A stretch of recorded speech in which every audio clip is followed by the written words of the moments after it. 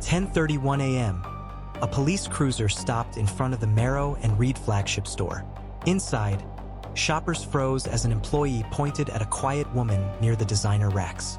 "That's her," he said. "She's refusing to leave."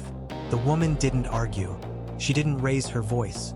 She simply reached into her handbag as the officers approached. Minutes later, the store manager was pale. The employee was shaking, and a secret buried for 12 years was about to tear the company apart. Because the woman being escorted out was not a trespasser. She was the new CEO, and this wasn't her first visit. Her name was Evelyn Cross, and she had learned something important about power early in life. The people who abuse it rarely expect consequences. That morning, Evelyn dressed deliberately plain gray coat, worn boots, no jewelry, no driver, no assistants. She wanted to see the company as customers and employees experienced it, not as executives described it in quarterly reports. Marrow and Reed prided itself on prestige service. But prestige, Evelyn knew, often hid cruelty. She moved slowly through the store, studying body language. Who was watched? Who was ignored? Who was treated like a threat? That's when she noticed Brandon Hale. He watched her too long. Brandon was a senior floor associate, 9 years with the company. Consistently praised, frequently promoted, a man management trusted, and a man who believed he could decide who belonged. When he approached her, his smile was thin and rehearsed. "Can I help you?" he asked. "I'm just looking," Evelyn replied. Brandon's eyes dropped to her boots.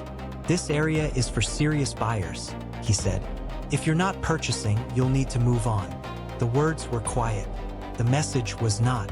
Evelyn felt a familiar chill. She had heard this tone before. "I haven't broken any rules," Evelyn said calmly. Brandon's jaw tightened. "We've had problems like this before. Problems like this." The phrase echoed.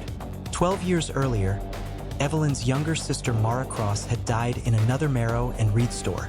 A fall down a service stairwell. Labeled an accident. Case closed in days. Evelyn never believed it. Now, standing under fluorescent lights, she felt the same imbalance of power. The same quiet threat. "I'd like to speak to your manager," she said. Brandon laughed. "You don't get to make demands here," he replied, loud enough for others to hear. Shoppers slowed. Employees looked away. When Evelyn didn't move, Brandon escalated. He radioed security. Then he called the police. He told them a woman was trespassing and becoming aggressive. She wasn't.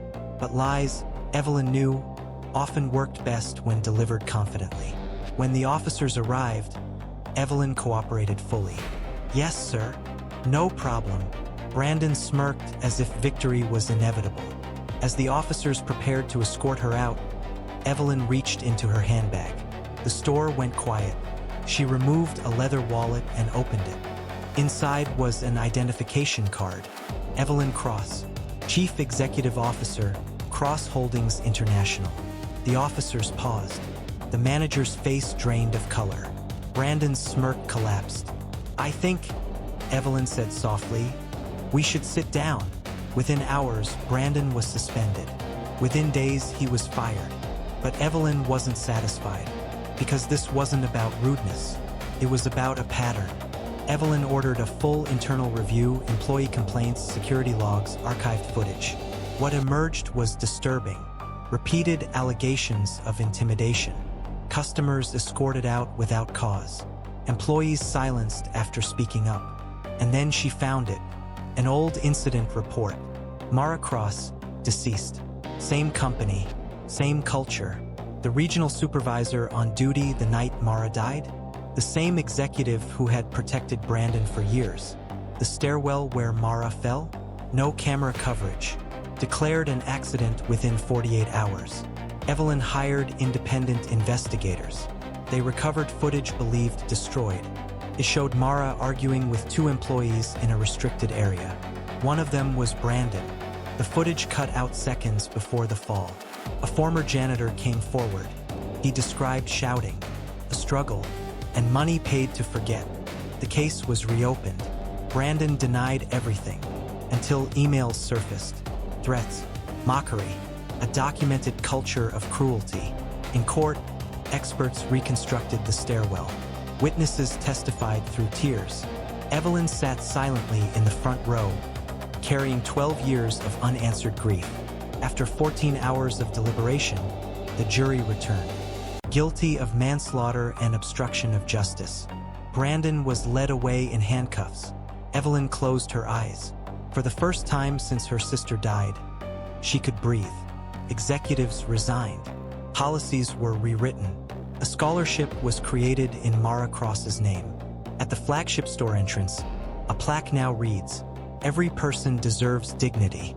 Evelyn still visits stores unannounced, still listens, because sometimes justice doesn't begin with sirens or courtrooms. Sometimes it begins when the wrong person is told they don't belong and refuses to leave.